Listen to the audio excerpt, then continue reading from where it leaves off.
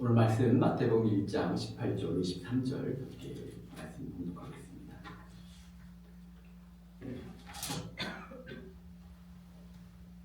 마태복음 1장 18절로 23절 말씀 교독하겠습니다. 예수 그리스도의 나심은 이러하니라. 그의 어머니 마리아가 요셉과 약혼하고 동거하기 전에 성령으로 잉태된 것이 나타났더니 그의 남편 요셉은 의로운 사람이라 그를 드러내지 아니하고 가만히 끊고자 하여 이 일을 생각할 때 주의 사자가 현몽하여 이르되 다윗의 자손 요셉아 내 아내 마리아 데려오기를 무서워하지 말라. 그에게서 잉태된 자는 성령으로 된 것이라. 아들을 낳으리니 이름을 예수라 하라. 이는 그가 자기 백성을 그들의 죄에서 구원할 자이심이라 하니라. 이 모든 일이 된 것은 주께서 선지자로 하신 말씀을 이루려 하심이니 이르시되 보라 처녀가 잉태하여 아들을 낳을 것이요 그의 이름은 임마누엘이라 하리라 하셨으니 이를 번역한즉 하나님이 우리와 함께 계시다 함이라. 아멘. 예, 함께 또 말씀 나누기 축복하는 시간 갖도록 하겠습니다. 이 시간 함께 서로 축복합니다. 우리 함께 축복할 때 우리 자신을 함께 축복하는데 가슴에 손을 얹고 혹시 아픈 곳이 계시면 그곳에 손을 얹고 기도합니다. 하나님께서 당신을 위하여 축복의 새 역사를 시작하셨습니다. 아멘. 네, 또 일주일 만에 또 우리 만났는데 기쁜 마음으로 서로를 바라보며 축복하겠습니다.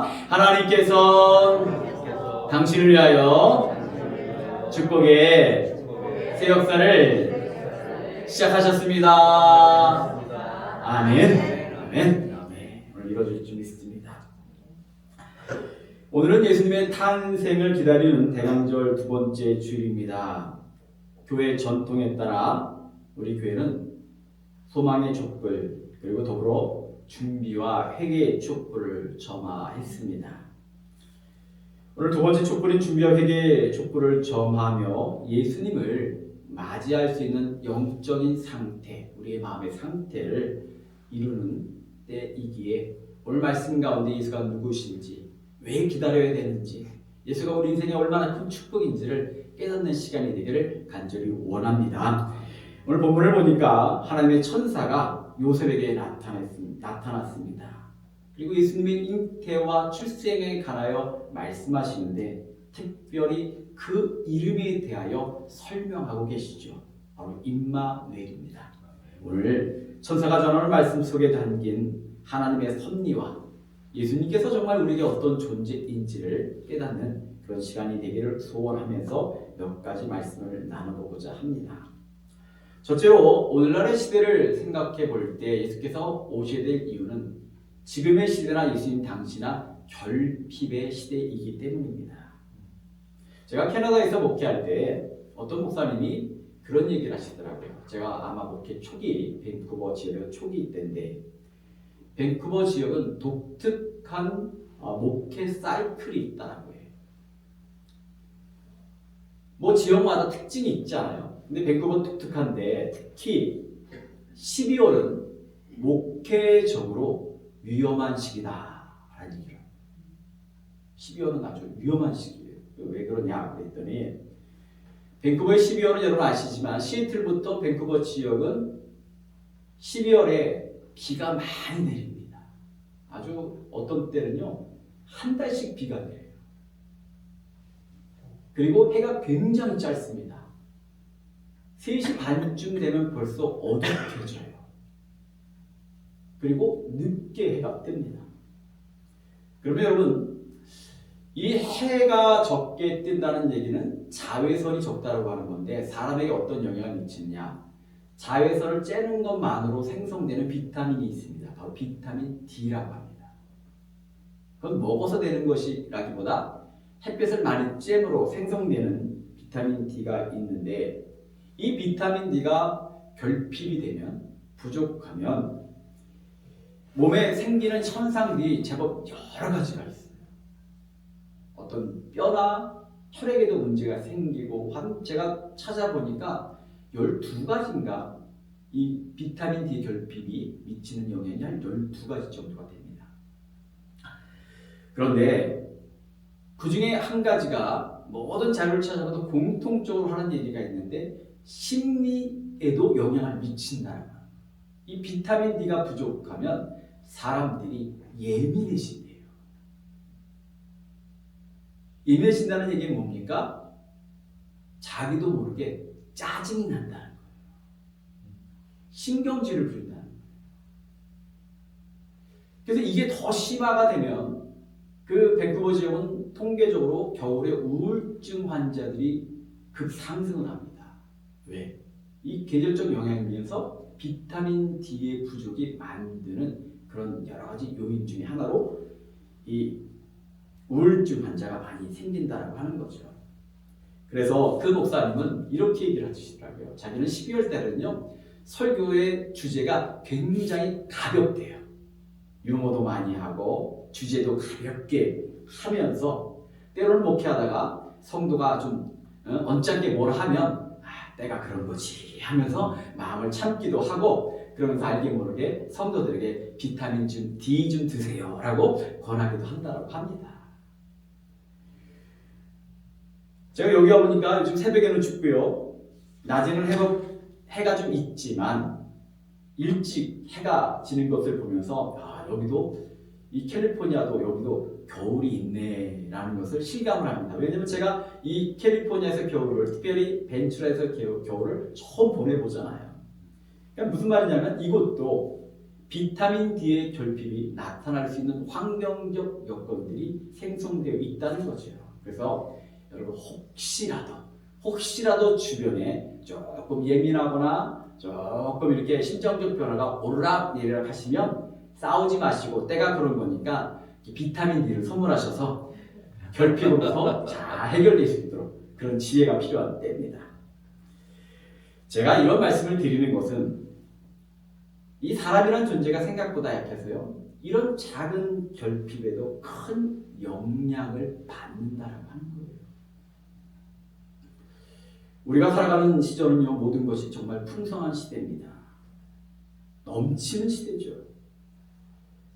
그런데 사람들은요, 다양한 결핍의 시대를 살아가고 있습니다.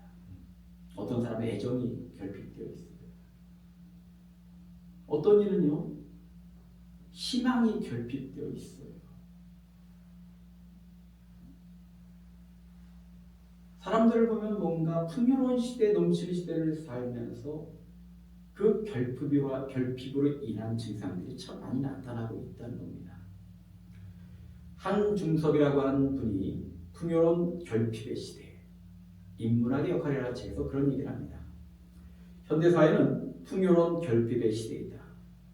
문명은 전례 없는 수준의 물질적 풍요와 편리함을 제공하지만 그 대가로 인간성의 결핍과 존재의 상실을 요구하고 있다.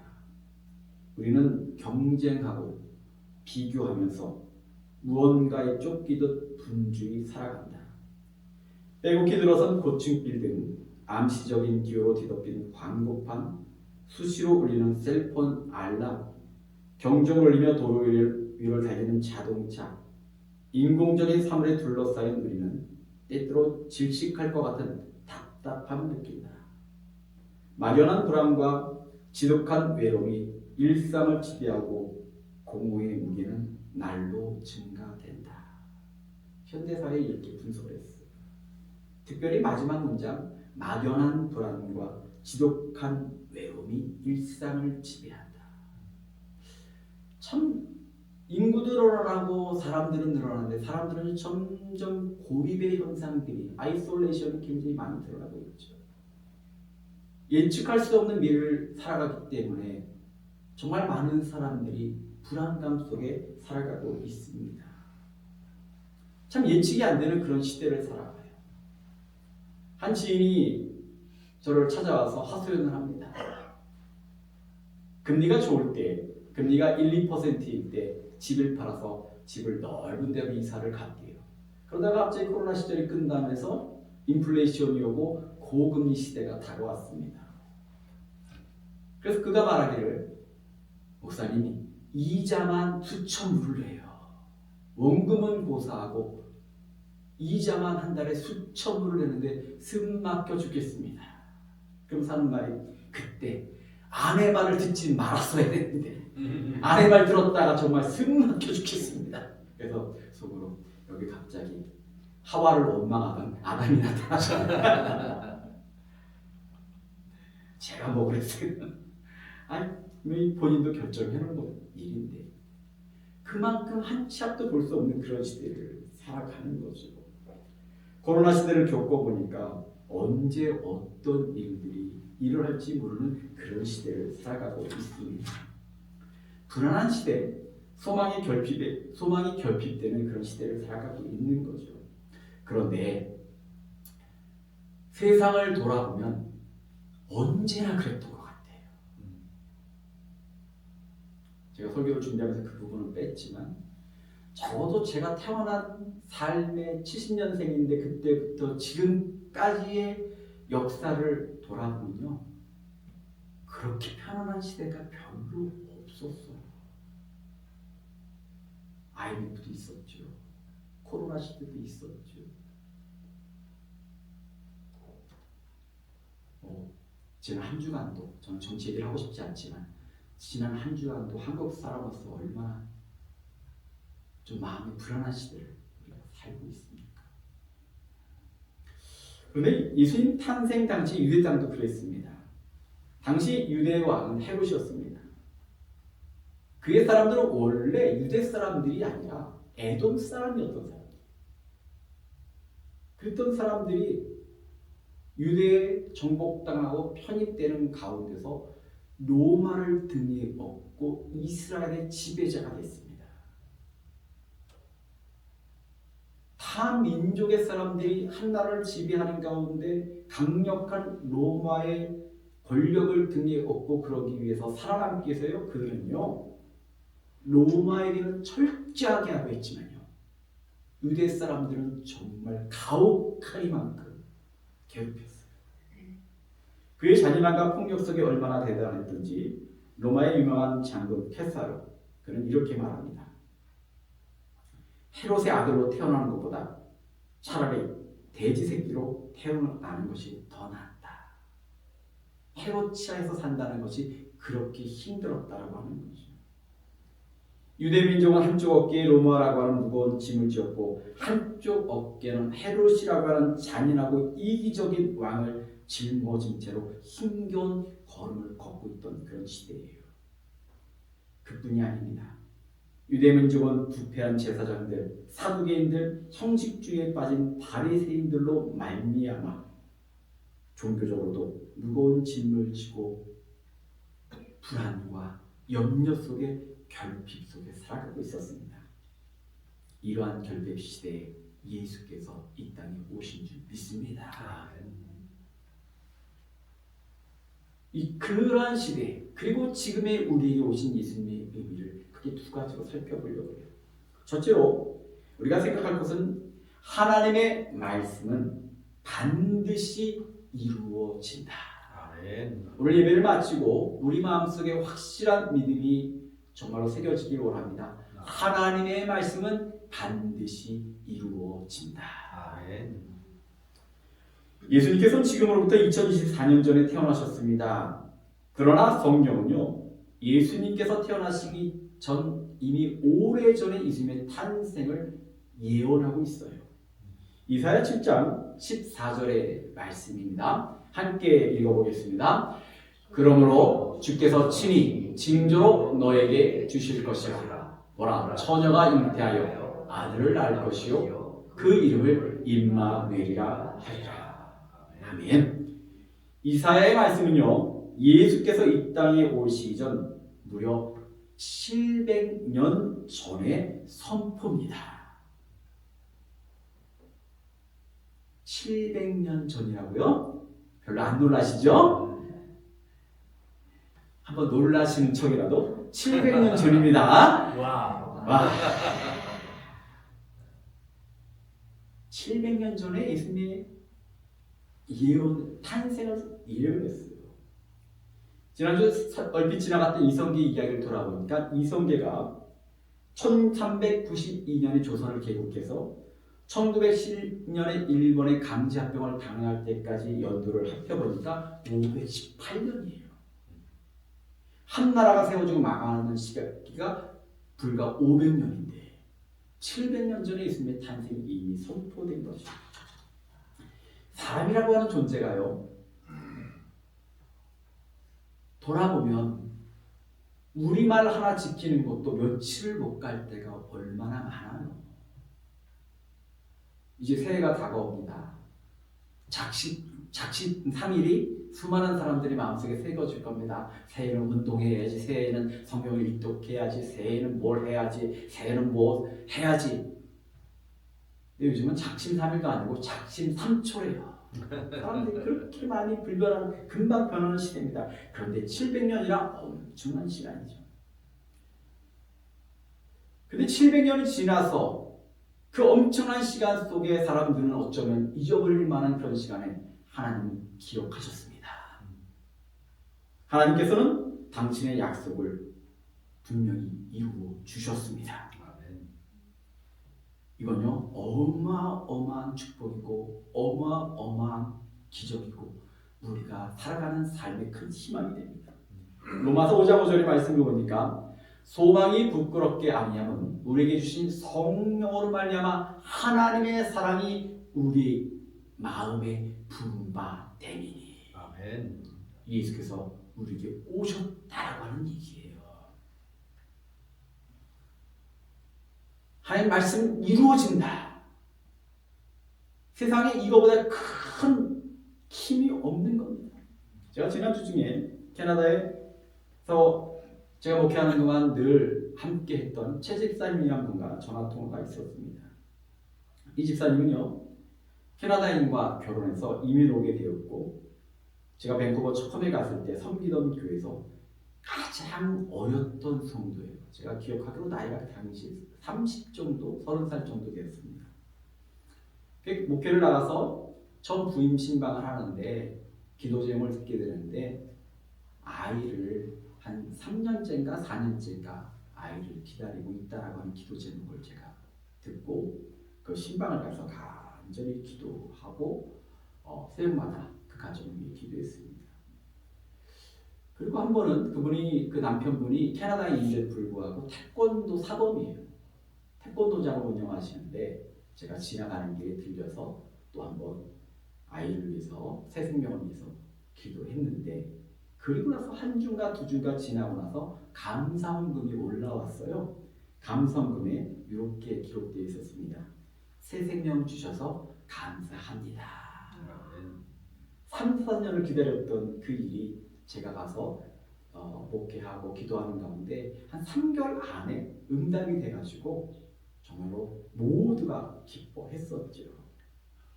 그때 주신 딸이 이름이 해나인데 이제 대학 갈 나이가 됐어요. 하여간 그분이 그런 일을 겪으면서 정말 하나님 앞에 순종하고 저의 목회에 늘 큰 힘이 됐는데, 저에게 세례를 그때 30이 넘어서 저희 세례를 받았고, 제가 당회를 통해서 집사 직분을 줬고, 또 순종함으로 11조 생활을 시작했고, 그 후에는요 교회학교장, 그 다음에 여선교회 회장이 돼갖고 정말로 열심히 헌신하셨던 분이에요. 네, 통화 중에 이분이 이런 고백을 합니다. 목사님과 신앙생활하는 동안에 하나님께서는 저희 기도에 모두 응답해 주셨어요. 그러면서 한마디를 더 하는데 이런 얘기를 합니다. 목사님께서 벤츄라교에 가시는 것을 보면서 하나님께서는 기도와 헌신에 반드시 응답해 주신다는 것을 제가 봤습니다. 제가 밴쿠버에서 18년 목회하는 동안 저와 함께 했던 분들이 저한테 좀 미안한 마음이 가지고 있어요. 왜냐하면 사례비도 한번 제대로 못 드렸다라고 하는 마음을 이분들이 늘 갖고 있었거든요. 그런 가운데 벤츄라 교회 정말 기적적으로 그 인도하셔서 이 자리에 서게 된 것을 그분들은요 응답으로 바라보고 그 미안했던 마음, 기도했던 마음들의 응답으로 여기는 그 마음이 있더라고요.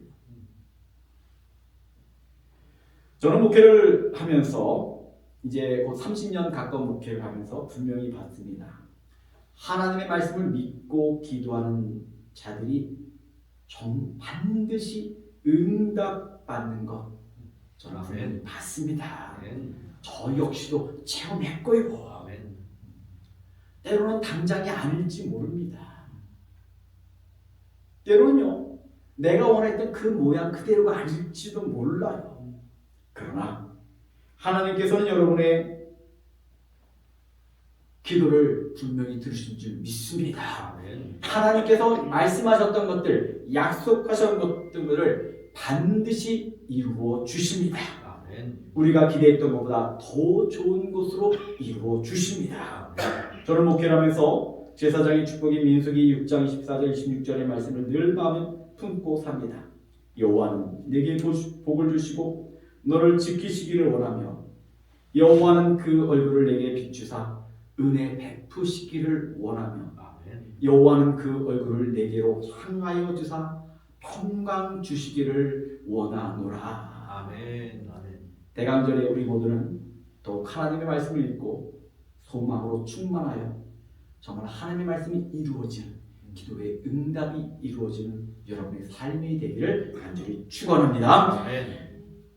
다음으로는 함께 하시는 하나님에 대한 믿음이 있기를 간절히 원합니다. 아멘.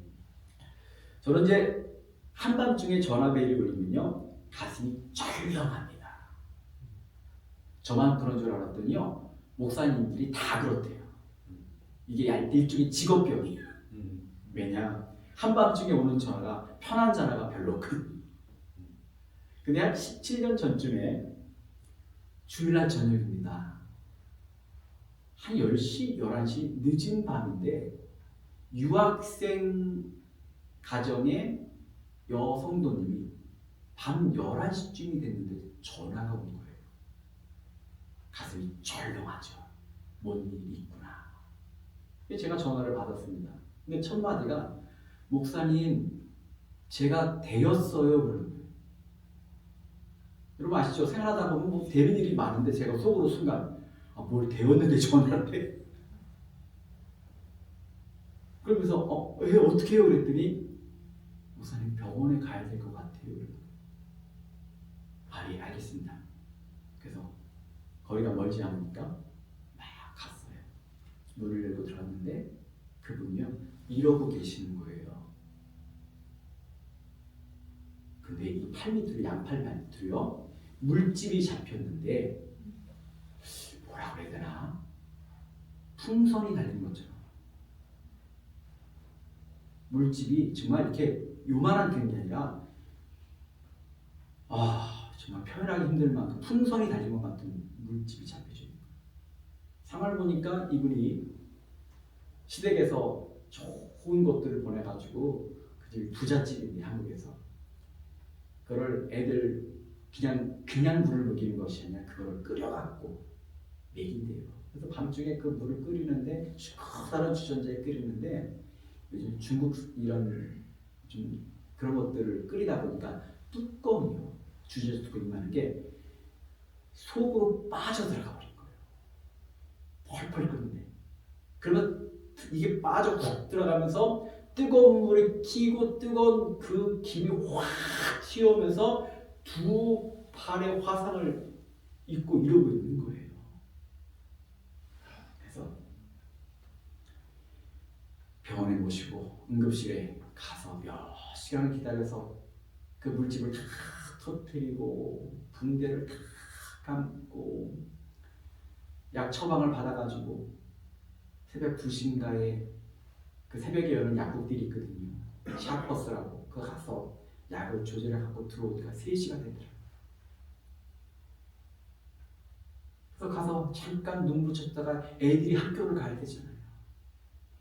그래가지고 또 가서 아이들 아침밥 챙겨가지고 도시락 챙겨서 아이들은 보내고 또 그 다음날 이 화상이니까 드레싱 소독을 해야 되니까 병원에 가서 소독을 하고 이 화상이 심해서 신경을 손상할까봐 스페셜 닥터를 만나야 되니까 그런 과정을 밟고요. 저희가 그러고 나서 전교인들 연락을 해갖고 교인들이 아이들 도시락, 라이드, 픽업, 심지어는요 찾아가서 두 손을 이러고 있으니까 머리를 감겨주고 몸을 닦여주고, 간호 출신의 한 집사님은 퇴근하고 저녁마다 들려서 드레싱 소독을 해드리고 그렇게 전교인이 총동원해갖고 그분을 보살펴드렸어요. 그분에게는요 그녀를 사랑하는 남편도 있고 부모님도 계시고 친한 친구도 있었을 거예요. 근데 문제는요 그분들이 곁에 없었다는 거예요. 한국에 계셨던 거죠. 아무리 사랑하고 아무리 아파해도 한국에 있는 남편은, 부모님은, 친구들은 아무것도 해줄 수 있는 것이 없어요. 곁에 있는 목사가 그리고 성도들이 먹이고 돌보고 머리까지 감겨주며 그 힘든 시간을 함께 버텼습니다. 남편이 며칠 만에 오긴 했지만 거의 일주일쯤 되어서 급한 상황이 지나가고 나서야 남편이 왔어요. 아무리 좋은 것도 아무리 사랑해도 사람은요 시공간의 한계를 넘을 수 없는 존재죠. 그 돌아보면요 내가 정말 가장 힘든 시간에는요 그 좋던 것들도 아무런 의미가 없는 것들이 생각보다 많아요. 그러기에 임마누엘이라고 하는 이 예수님의 이름은 이 결핍의 시대를 살아가는 우리들, 시공간의 한계 속에 살아가는 우리들에게 축복의 선언이 됨을 믿으시기를 원합니다. 아멘. 임마누엘이 뭡니까? 하나님이 우리와 함께 계시다. 아멘. 지금 이 자리에 여러분의 신명 가운데 우리 삶 속에 내가 가장 힘들었던 그 순간에 누구도 의지할 수 없었던 그 순간, 세상에 그 어느 것도 기대할 수 없었던 그 순간조차도 시간과 공간, 환경과 모든 것을 뛰어넘어 하나님은 믿는 자에게 함께 계십니다. 아멘. 이보다 더 큰 축복이 어디 있겠어요? 이보다 귀한 은혜가 어디 있겠습니까? 오늘 이 땅에 임마누엘 함께 하시겠노라고 우리를 함께 지키시겠나라고 오신 예수님을 영접하시고 더욱더 사랑하셔서 이 결핍의 시대에 말씀의 이루어짐을 통하여 소망을 회복하고 불안을 극복하고 인생의 어느 순간조차도 함께 계시는 예수님 하나님을 통하여 이 세상 가운데 승자의 삶을 살아가는 저와 여러분 되시기를 간절히 축원합니다. 기도하겠습니다. 함께 이 시간 2-3분간 기도하기를 원합니다. 예수님께 보심이 어떤 의미인지를 우리 묵상하시길 기도합니다. 아버지 하나님, 이 시대가 정말로 풍요롭고 넉넉함에도 불구하고 정말로 많은 사람들이 불안해하고 염려하고 걱정하는 시대를 살고 있나이다.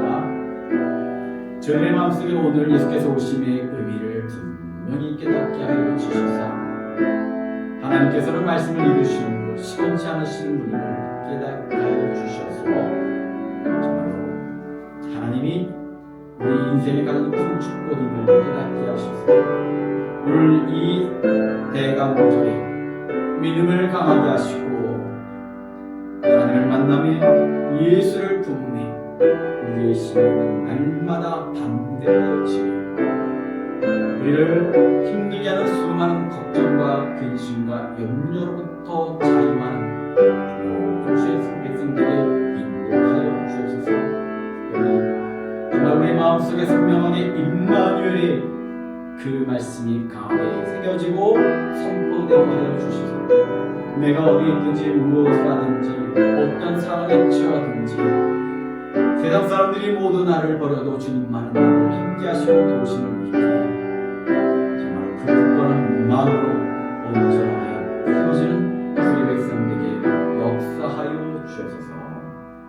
예수께서 오시는 축복이요 믿음이 이 세상의 어떤 것보다 귀한 것임을 알기에 정말 이 시간 사모하며 믿으며 주님 놀라운 은혜 가운데 관한 저희들에게 역사하옵소서.